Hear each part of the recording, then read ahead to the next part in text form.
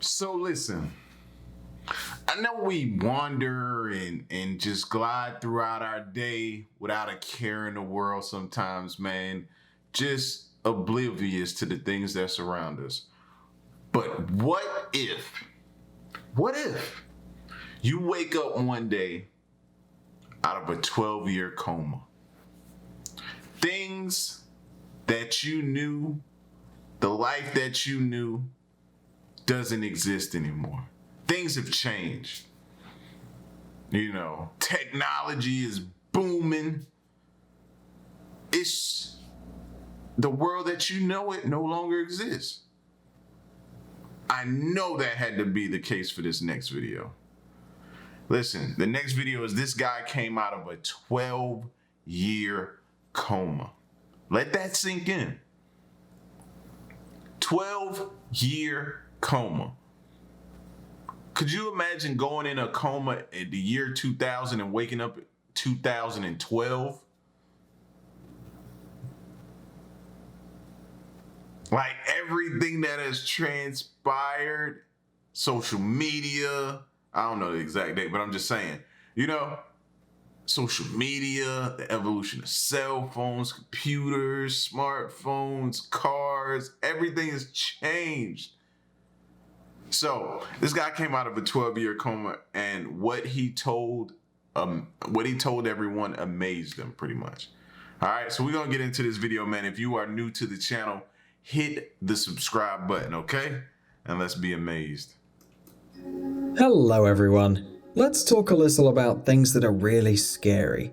Not about ghosts and other paranormal beings, but about the condition that every person can face. A coma, an absence of reactions, loss of consciousness, in which you seem to freeze between our world and the other side. Having fallen into a coma, some people have been in the state. Do y'all truly believe that? Like, are you on the other side, or are you just trapped in between? Are you just in this, we don't know, man. And the psychological effects of that alone, a person coming out of a 12-year coma is gonna need probably therapy for the rest of their life, bro. They probably seen things that we couldn't even imagine seeing. They probably witnessed things or gone through something or been trapped inside of a dream world or anything. For many years, and doctors still can't make any forecasts. But among the many sad stories, there are those that can be called a real miracle, so we'll talk about them today. Martin Pistorius was born in South Africa in 1975. In January 1988, when the boy was 12 years old, one day he came home from school and complained of a sore throat. It would seem that such a problem is treated with the simplest medications, but Martin never returned to school. His condition disastrously worsened, and doctors could not understand what was happening to the boy. A few days later, he was so exhausted that he almost completely lost control of his body and slept all the time. Soon, he began to quickly lose memory, and a couple of days later, fell into a coma. The cause of the disease was never established. Martin had long been treated for cryptococcal meningitis and cerebral tuberculosis, but everything was I can't even begin to pronounce anything he just said. Fam, imagine a parent. You know what I'm saying? Not just the child. The parent has to endure this too, because they're watching their child go through something and you're rendered helpless. Bro, I'd be a shell of myself, fam.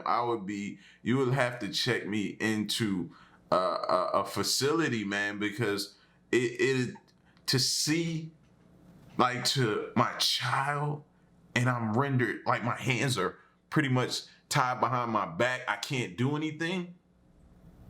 No.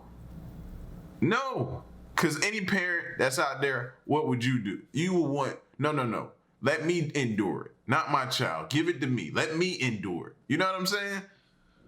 Useless. After a while, the doctors admitted that Martin completely lost touch with the outside world, and nothing more can be done to help him. He was discharged from the hospital, and the parents were told that they could only look after him and wait for the disease to do its job. Of course, there was a tiny chance that the boy would recover, but the doctors claimed that he would never be able to return to normal life. In a state of coma, people rarely live long, but Martin, contrary to all predictions, kept hanging on to his life. However, was this existence a real life? He spent more than 10 years at home. Everyone thought that he'd lost all contact with the outside world, but Martin claims that he regained consciousness a couple of years after he fell ill.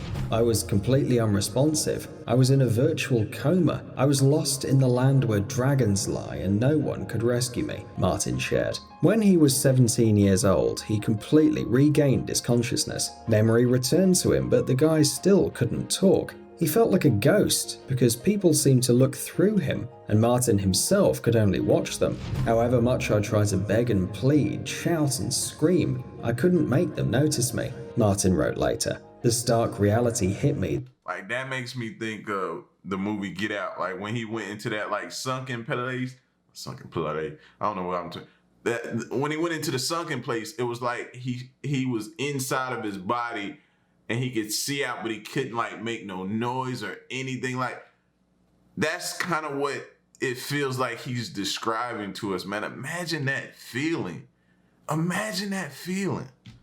That I was going to spend the rest of my life like that, totally alone. The guy was trapped, and his only interlocutor was his own thoughts that could not be called joyful. Once Martin even heard his mother, in a fit of despair, said that it would be better if all this ended right now, no matter how. This was the most terrible moment in his life. The boy was hurt, but he understood that she said it because she considered herself to be a bad mother that can't help her beloved son. The only one who believed in the boy until the very end was his father. Every day he washed and fed Martin, dressed and even made a massage. Inside, I cried desperately to him. "Dad, I'm here. Can't you see?" But he didn't notice me. I could only stare, praying my silent desperation would somehow communicate itself, recalls Martin. To train the brain, the boy constantly solved problems in his mind, and one day everything changed. When Martin was 25, one of the paramedics that worked with him noticed his faint attempts to make it clear that he was present. A meaningful look, a barely perceptible smile, a nod.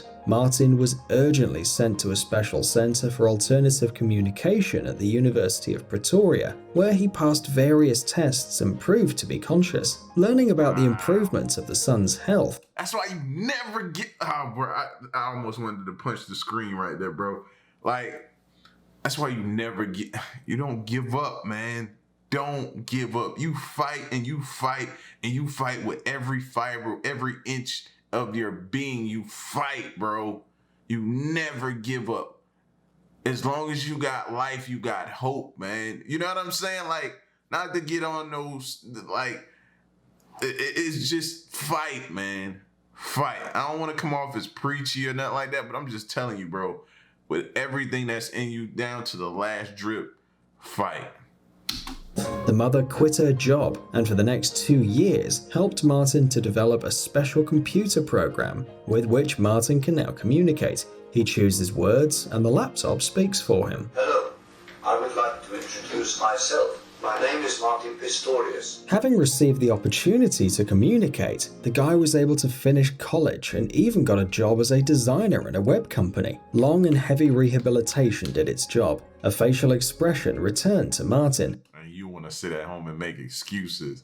He done got... Come on, man. Talk to me.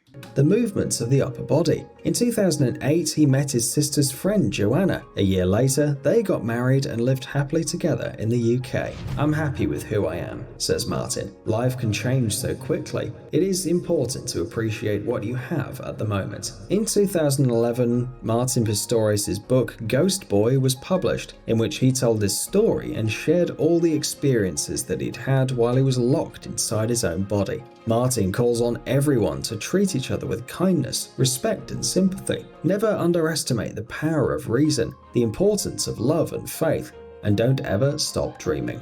But no matter how marvelous the story of Martin seems, it's not the only one. In 2007, a Polish guy named Jan Grzebski came to his senses after spending 19 years in a coma. Yes, friends, for 19 years. In the 80s, Jan, who was at that time 46 years old, worked as a trackman on the railway. But during the work, he was seriously injured by a fastening of the car and was urgent. Bro, 19 years. 19 years. 19 years, bro, in a coma? You almost going from 2000 to 2020. So you're at 2000 and 2019, bro. Do you man? Originally sent to the hospital. Doctors told the relatives the same. And again, nobody gave up on him for 19 years. That's dope too. Bad news. In addition to the injuries received, Jan suffered from a brain tumor and soon fell into a coma. The prospects were disappointing. Grzebski could not last more than 3 years. But Jan's wife, Gertruda, was not about to give up. Every day, she not only did all the necessary procedures for her husband, but also constantly talked to him, sharing the latest news. It would seem like quite a meaningless occupation, but Gertruda saw Jan react to her words. She just thought everyone else didn't see it. The man's fingers trembled, and his eyes moved under his eyelids, but the doctors asserted that these involuntary convulsive movements meant nothing. But as Jan grew older, the size of the tumor decreased, allowing him to gradually regain consciousness. In the end, everything ended in a completely unexpected way. Mr. Grzebski came to himself on April the 12th, 2007. Doctors couldn't say anything. Turned out that Gertruda was right all this time. At the time when Grzebski fell into a coma, he had 4 children. Back then, Poland, or rather the then Polish People's Republic, was in a deep economic crisis. The workers constantly organized mass strikes, and in general, life was not easy. Imagine what was Jan's surprise when he discovered that the world around was completely different. And if he fell asleep in the era of communism, then he woke up in a country that had joined the European Union. When I went into a coma, there was only tea and vinegar in the shops. Meat was rationed, and huge petrol queues were everywhere. Now I see people on the streets with cell phones, and there were so many goods in the shops. It makes my head spin, Grzebski said in an interview. In addition, when he regained consciousness, Jan suddenly discovered that all his children had grown up long ago and had their own families, and he himself became the happy grandfather of 11 grandchildren. However, according to Grzebski himself, being a grandfather was not news to him, as Gertruda told him all about this, and the man heard every word. Another similar case occurred. Yo, this is chilling.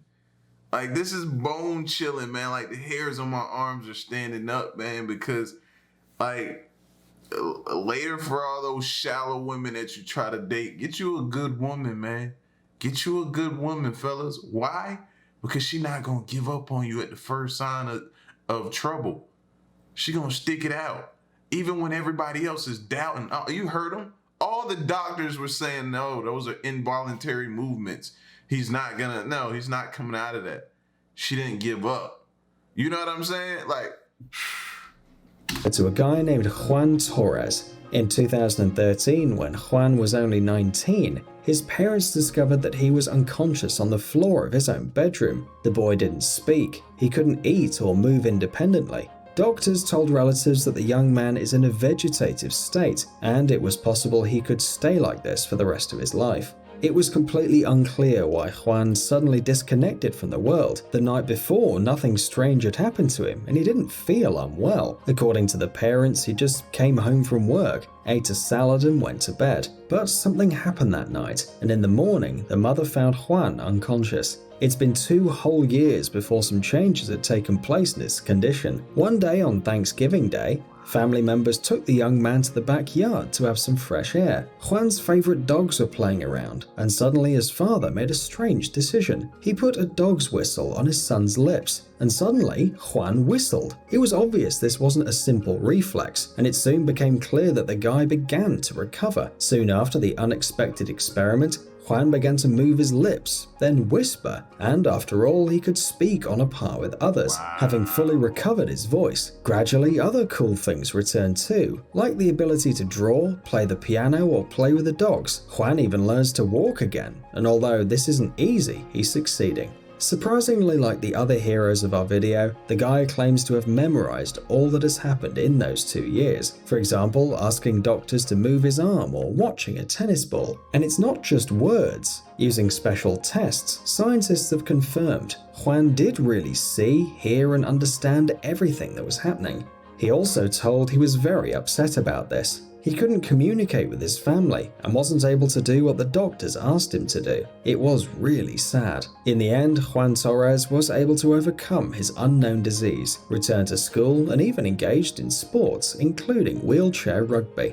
The guy spends his free hours on a computer, writing electronic music, and the doctors, well, they still can't find any explanation for what happened to Juan. Perhaps youth and physical strength helped him to recover, but only these factors are not enough, because so few people come to their senses and live a full life, having been on the edge. Maybe it's just a miracle.